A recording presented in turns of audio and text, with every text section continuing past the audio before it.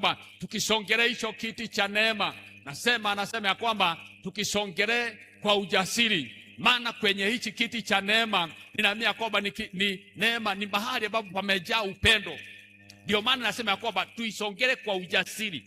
Hatuendi mahali pale kana kwamba tunaogopa. So ni vile tunavyokuja katika nyumba hii. So kiti hichi cha neema tunakisongelea kwa njia ipi?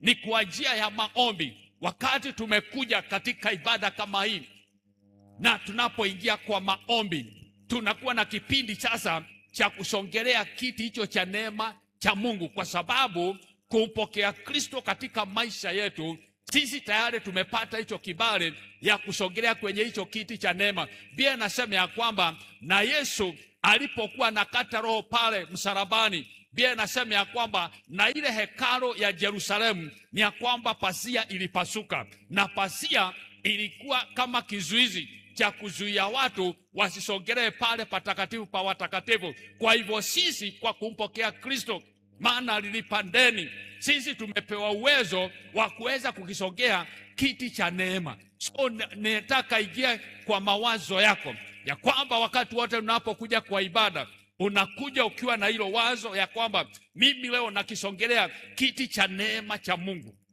Bwana asifiwe sana. Na ndio nimesema ya kwamba hatusongei kwenye kiti cha hukumu. Hatuji katika kiti cha hukumu. Sisi tunakuja katika kiti cha neema. Na kiti cha neema ni mahali Mungu ako.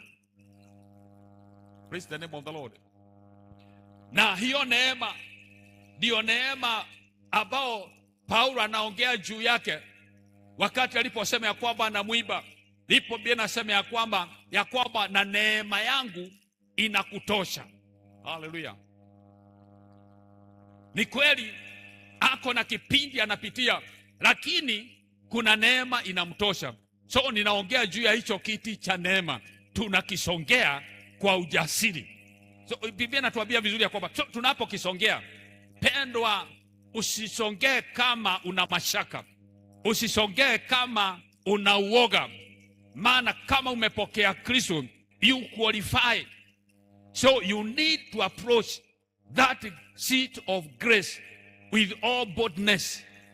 Hallelujah.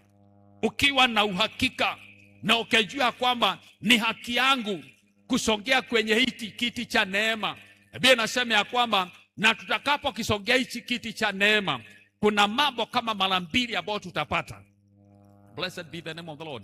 Na inasema ya kwamba tukisongea kwenye hiki kiti cha neema, jambo la kwanza tutapata ni ya kwamba tunapata rehema. Tunapata msamaha kwa sababu tumesongea kwenye hiki kiti ambayo kimejaa upendeleo wa Mungu sio wa kawaida. Upendo wa Mungu sio wa kawaida. So tumeusongelea na hapo tunapata rehema. Bwana sio sana. So ndio nimesema ya kwamba sio kiti cha kukuhukumu. Sio mahali pa wewe kuhukumiwa, uanze kuhukumiwa. Tayari unapokisongelea, tayari rehema zinaanza. Unaanza kusamehewa, unaanza kupata kibali. Bwana Yesu asifiwe sana. Ili tupewe rehema. Na ikiendelea sehemu ya pili nasema ya kwamba ndio hiyo ambayo nataka kuongea juu yake jioni ya leo. Nasema ya kwamba na pia tupate neema ya kutusaidia wakati wa uhitaji. So kichwa changu cha ujumbe wa jioni ya leo ni kiti cha neema tunaposongelea wakati wa uhitaji. Bwana asifiwe sana. That throne of grace where we attain grace. Grace that will help us in the times of need. So jioni ya leo nataka niongee na kanisa juu ya hii neema ya Mungu inayotusaidia wakati wa uhitaji. Bwana asifiwe sana. So kuna wakati wa uhitaji. Na wakati wa uhitaji tumeshauriwa ya kwamba tukiwa tumesongea hicho kiti cha neema, basi tutapata hiyo neema ya kutusaidia wakati wa uhitaji. Wakati mambo yamekaa mangumu, wakati kunakaa haujui utokee upande upi, wakati nasikia kwamba umelemewa, wakati nasikia kwamba I am overloaded, nasikia kwamba nimekwama akili imekwama, kuna mambo ninataka nifanye, kila unahitaji tu neema. Neema ambayo itaweza kukupitisha katika hicho kipindi ambao Paulo alikuwa nacho. Vile anasikia kwamba mambo yamemsukuma sana, na ndipo anasema ya kwamba ni kwa ndani ya mwili wangu kuna mwiba umekuwa ukinidunga, lakini naambia kwamba but the grace of God is sufficient. So kwa jingine naambia kwamba ukipata hii neema ya Mungu, mambo hayo yanaokutatiza, hali ambayo unaisikia kwamba imekuwa ngumu sana, kuna neema ya Mungu itakubeba na itakufanya uwe mwepesi. Yale ambayo unaona kama ni mangumu, hautakwamishwa mahali pamoja, hata kama kutainuka nini. Lakini kila ninajua ni ya kwamba hautaweza kukwamishwa mahali pamoja, kwa sababu kuna neema tunapata itusaidiao wakati wa uhitaji. Kwa hivyo jioni ya leo, kila ninatamani sana mimi ni kuombea hiyo level ya neema ambayo itakuwa ikikusaidia wakati wa uhitaji, because we need that grace. Bwana asifiwe sana. Hallelujah. We need that grace, and it is our right to attain that grace that will help us in the times of need. Bwana asifiwe sana. Na jioni ya leo, kile natamani ni ya kwamba uelewe ya kwamba usicheze na mtu ambaye amebeba hiyo neema, mtu ambaye amebeba neema ya Mungu. Na ndipo ninakuombea upate hiyo neema, ili watu waache kuchezea vile wanavyofikia kwamba wanaweza wakakuchezea wakikuona wewe kama ni mtu wa kawaida. Lakini mtu ambaye amebeba neema habaki kuwa mtu wa kawaida. Blessed be the name of the Lord. Habaki kuwa mtu wa kawaida. Hata utajaribu kudhulumiwa, utajaribu kuwekwa chini, lakini hata ikijaribiwa kwa njia ipi, as far as the grace of God is upon you, mimi nakwambia kwamba hautaweza kuondolewa katika ile sehemu Mungu amekuweka. Maana Mungu amekuweka kwa wakati. Na ningetaka tusome neno la Mungu katika kitabu cha Exodus, kitabu cha Kutoka mlango wa kwanza, tusome pale kuanzia mstari wa 6. Bwana asifiwe sana. Nisoma pale kuanzia mstari wa 6. That is Exodus chapter number 1 from verses number 6. Nataka tuangalie watu waliobeba neema ya Mungu, uone ni watu wa kitofauti. Biblia inasema ya kwamba Yusufu akafa na ndugu zake wote na watu wote wa kizazi kile. Tutaendelea hivyo mpaka maybe verse 12. Na wana wa Israeli walikuwa na uzazi sana na kuongezeka mno na kuzidi kuwa wengi, nao wakaendelea na kuongezeka nguvu. Kwa hivyo wakaongezeka kwa wingi, wakawa wengi, na wakaendelea na kuongezeka nguvu, wakaendelea kuongezeka kinguvu, na ile nchi ilikuwa imejawa na wao. Hiyo ni neema inawapeleka wawe jinsi hiyo. Basi akatokea mfalme mpya kutawala Misri asiyemjua Yusufu. Akawaambia watu wake, angalieni, watu wa wana wa Israeli ni wengi, tena wana nguvu kuliko sisi. Wameanza kuwa na nguvu hata kuliko wenyeji. Verse number 10. Haya, na tuwatendee kwa akili, wasije wakaongezeka. Tena ikitokea vita, wao nao wasije wakashikamana na adui zetu na kupigana nasi na kutoka katika nchi hii. Verse 11. Basi wakaweka wasimamizi juu yao wawatese kwa mizigo yao, nao wakamjengea Farao miji ya kuwekea akiba, Pithomu na Ramasesi. Verse 12.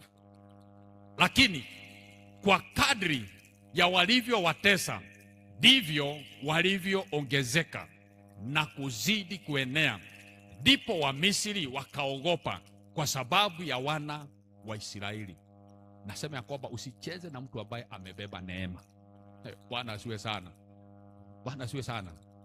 Na mimi nasema ya kwamba na watu wachicheze na wewe, maana nakuombea leo upokee neema.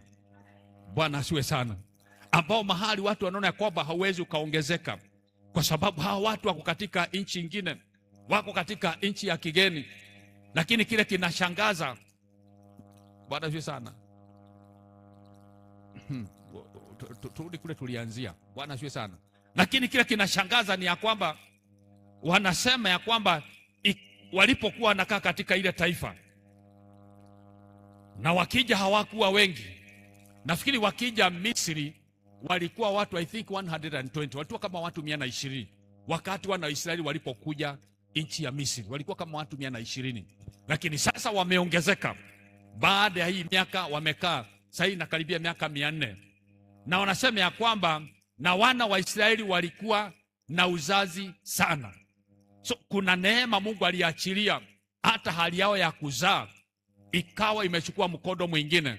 Nasema ya kwamba wakaongezeka mno na kuzidi kuwa wengi, na wakaendelea kuongezeka hata kinguvu, na ile nchi ilikuwa imejawa na wao. So ninashukuru kwa sababu kwa ile neema Mungu aliachilia juu yao, kwa sababu ilikuwa ni watu, ni taifa teule, walikuwa ni watu wa miliki ya Mungu, ni watu ambao walikuwa ni speciali kwa Mungu. Kwa hivyo ni ya kwamba neema ya Mungu iliwaroketi. So ni ya kwamba mapenzi ya Mungu hata katika shamba la Edeni ni ya kwamba ni sisi tukaongezeke, we multiply, tuongezeke kiidadi, na pia tukaweze tusubdue, tukaweze pia kutamaraki. So mahali popote ambapo tunakuwa ni ya kwamba tunaenea na tunaanza kutamaraki. So si tunaanza kuwa na sauti. Blessed be the name of the Lord. Hallelujah. So ninaamini kwamba hata katikati ya watu kwenye biashara yako inafaa iongezeke, ipate wateja wengi, uanze kuwa na nguvu, uwezo wa kifedha. Amina. Uwe na huo uwezo wa kifedha.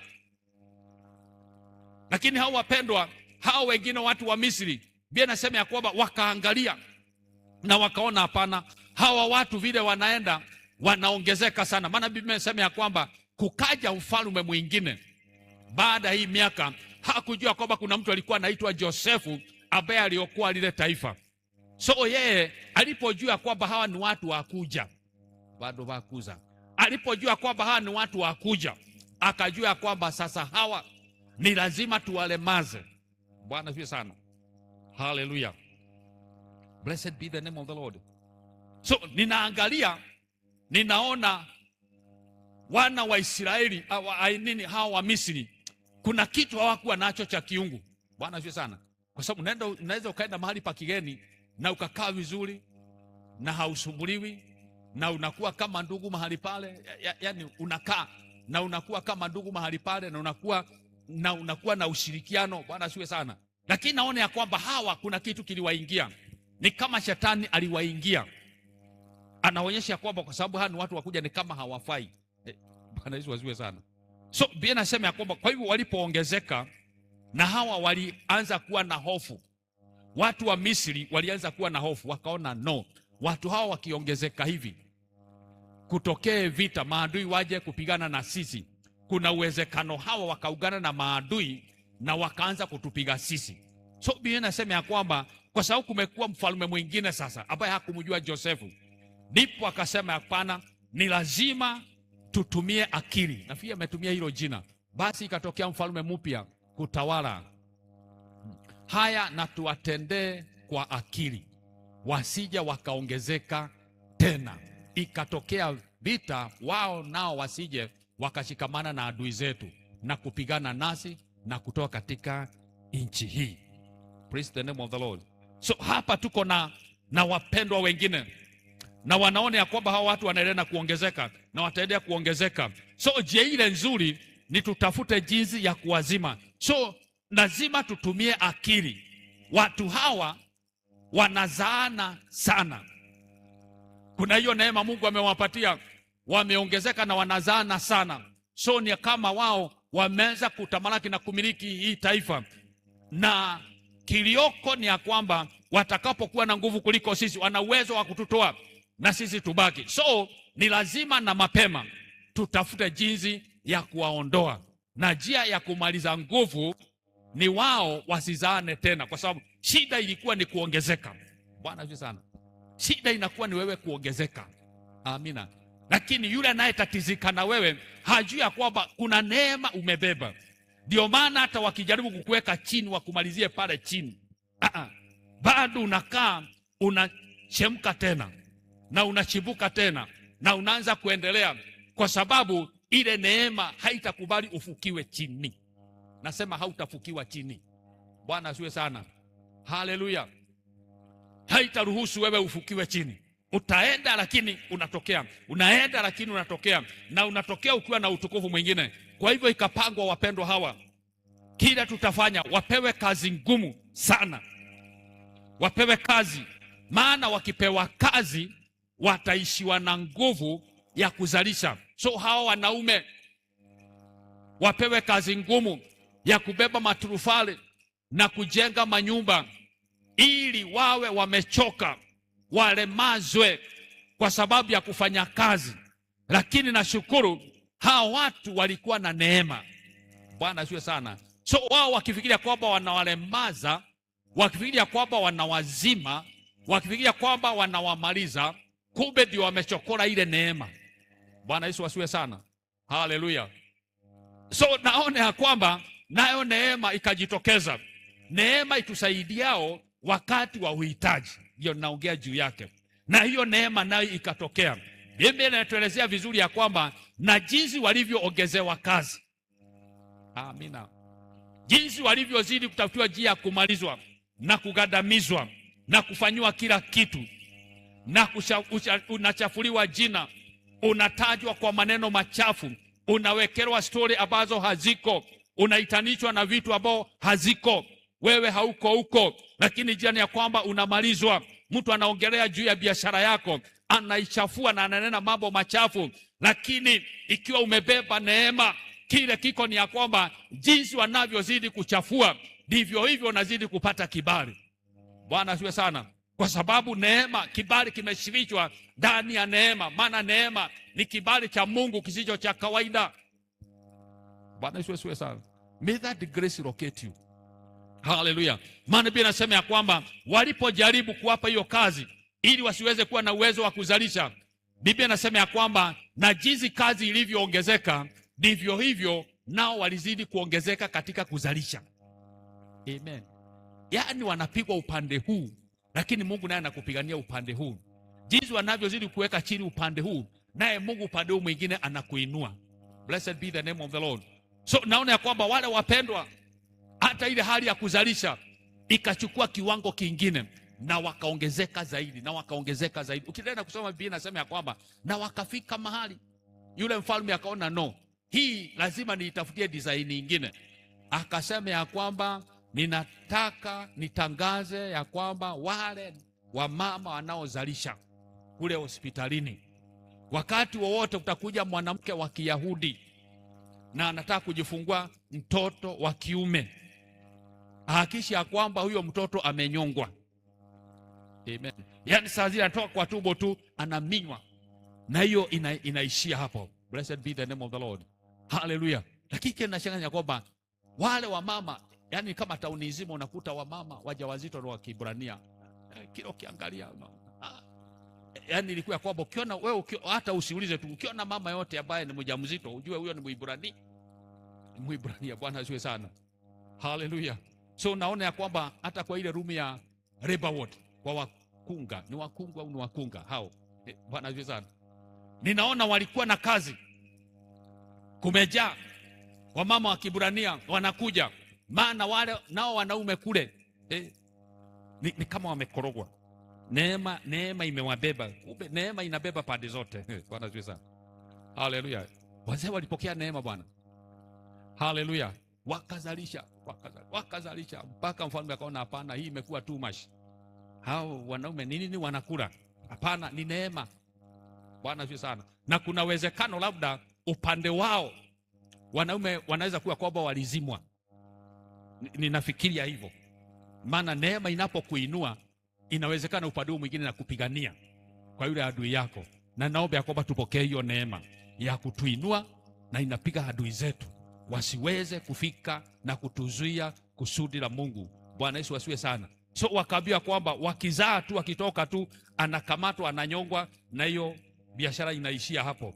Lakini pia nasema ya kwamba lakini wale wa mama waliokuwa pale kwenye labor ward wakaingiwa na jambo la kiungu. Wao wakaamua, Bwana asiwe sana, sisi akizaliwa hatutamnyonga, bali sisi tutamuhifadhi, tupeane kwa mama yake. Haleluya.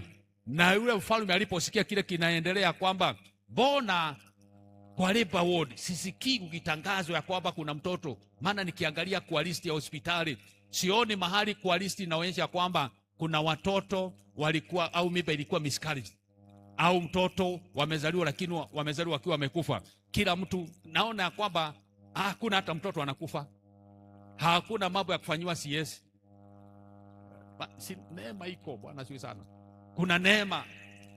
So wamama ni kuzaa tu, ni kuzaa tu. Na mfalme akaona hapana, hapa kuna kitu hakiendi vizuri, na ndipo akasimama kidete akasema kwamba kuna kitu kinaendelea, na akataka kujua, nyinyi wa mama ambao mko labor ward, mlisikia kile nilisema? Mama yote akitaka kuzaa, mtoto akitoka tu ananyongwa. Wamama akasema, mfalme, tungetaka ujue hivi, sisi tunashangaa na wanawake wa Kiebrania ya kwamba saa ile tunamuingiza labor ward, tukianza kusema push, kabla tujasema push, mtoto amechomoka, neema imemchomoa. Bwana asiwe sana. Nasema hautazuiliwa.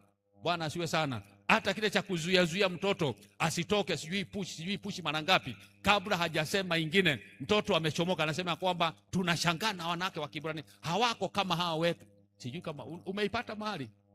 Wakunga wakamwa, asante sana. Nisema ni vizuri utembee na mhubiri. Wakunga wakamwambia Farao, ni kwa sababu hao wanawake wa Kiebrania si kama wanawake wa Kimisri. Wanajua sana.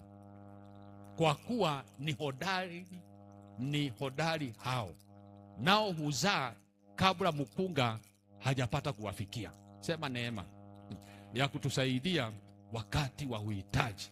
Bwana asiwe sana. Yaani kabla mkono wa adui haujakufikia, tayari ni ya kwamba neema imekubeba. Blessed be the name of the Lord. Hallelujah.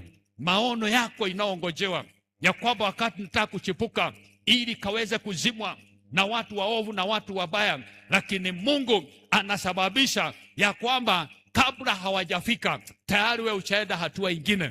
Bwana asiwe sana. Kitabu ajigeuze wanakuta ya kwamba sasa mahali umefika hawawezi wakageuza, maana kama mtoto amechazaliwa na ameandikishwa, sasa huwezi ukamua, maana hiyo itakuwa ni kesi. Lakini kama atazaliwa pale sasa ile anakuja kufanywa ujaja anyongewe pale, hiyo inawezekana. Lakini neema ilisimama. Blessed be the name of the Lord. Naomba Mungu atupatie neema. Bwana asiwe sana. Hallelujah. Si neema hiyo ninaongea juu yake ya kwamba watu wamewekwa kwenye tanuru la moto, tanuru ambalo linawaka moto, na hata moto umeongezwa mara 7. Yaani ujaribu kushindana na neema. Bwana asiwe sana. Haiwezekani.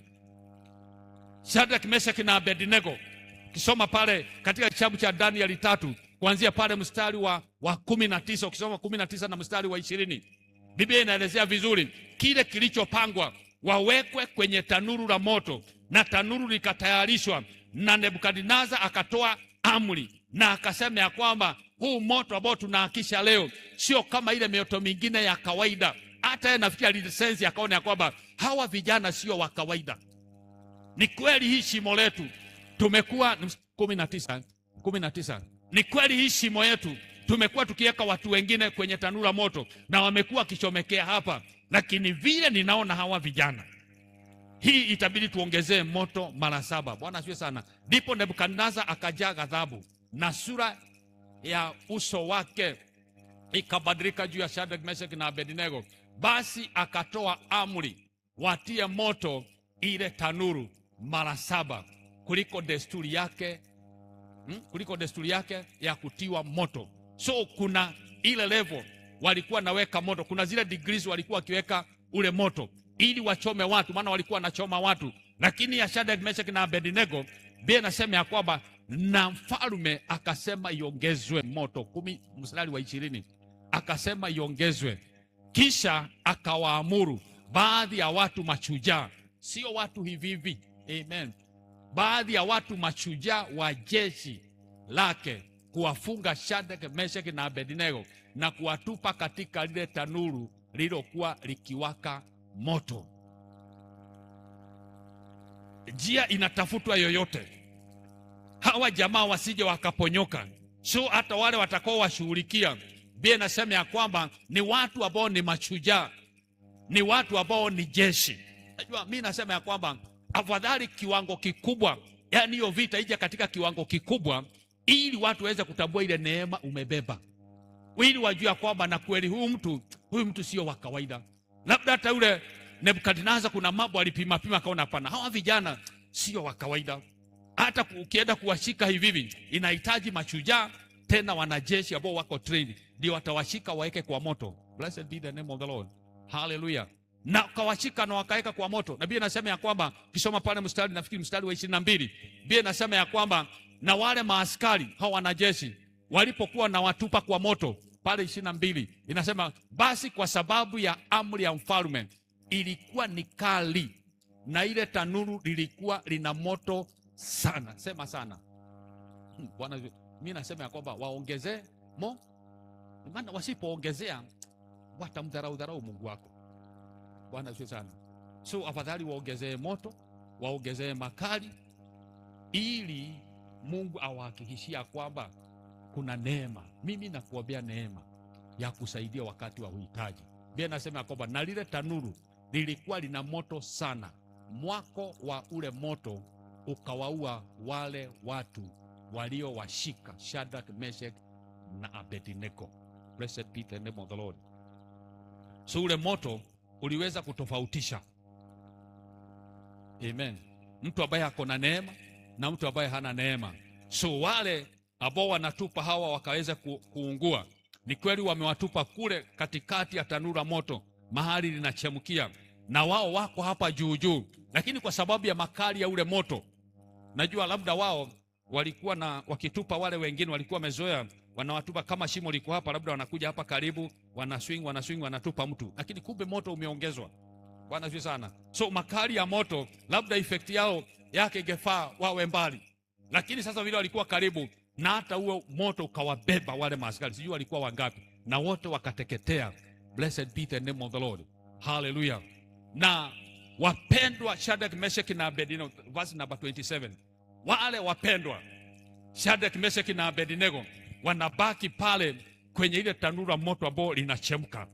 Amen. Biblia inasema ya kwamba na Nebukadneza akaenda kwa ile shimo na akawaona na akakuta ya kwamba wako 4.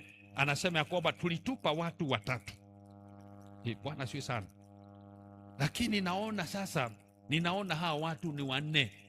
Kuna uwezekano huu mwingine ni mwana wa miungu. Nilikuwa namaanisha Mungu. Bwana sio sana. Hallelujah. So wanaona ya kwamba kuna, ndio hiyo neema naongea kwamba neema ikujao kwetu wakati wa uhitaji. So ndio hiyo mtu 4 anapoonekana. Bwana asiwe sana. Na alipoonekana mahali pale kunakuwa na mshangao mkubwa, lakini kile kinashangaza zaidi mstari wa 27. Anasema ya kwamba na maamiri, wasimamizi, watawala na mahakimu waliokuwa wamekusanyika pamoja wakaona watu hao ya kuwa ule moto ulikuwa hauna nguvu juu ya miili yao. Sema hauna nguvu. Bwana sasa, sema hakuna shetani na hakuna mchawi na hakuna adui na hakuna moto utakaowakishwa kuniteketeza utakao faulu. Ni kweli moto utawaka, lakini hautaniteketeza katika jina la Yesu Kristo, kwa sababu mimi nimebeba neema. Na kuombea kwamba Mungu akujalie neema ya kukubeba wakati wa uhitaji katika jina la Yesu. Bwana siwe sana. Kwa hivyo nasema kwamba wamekusanyika pamoja wakawaona watu hao ya kuwa ule moto ulikuwa hauna nguvu juu ya miili yao. Hii inapendeza. Hii inanitia moyo sana. Bwana Yesu asiwe sana. Na moto ni ule ule uliobeba wale maaskari. Walibebwa kama karatasi, waliteketea tena juu. Lakini hawa wamewekwa kwenye mahali moto unatokotea, mahali ambapo umejazwa zile degrees mara 7 uko pale. Lakini pia nasema ya kwamba ule moto haukuwa na uwezo juu yao. Bwana asiwe sana. Hakuna silaha inayoinuliwa kinyume na wewe iliyopangwa kuzimu itakao kufaulu. Mungu akufunike na neema isiyo ya kawaida. Haleluya. Biblia inasema na tusongee kiti cha neema cha Mungu kwa ujasiri. Najua hawa jamaa walikuwa na ujasiri, lakini Shadrach ndipo anasema ya kwamba we tutupwe kwa moto, vyovyote vile mnataka nyinyi fanyeni, lakini kile kiko ni ya kwamba sisi hatutamkana Mungu wetu. Amen. So anasema ya kwamba ule moto ulikuwa hauna nguvu juu ya miili yao, wala nywele za vichwa vyao hazikuteketea.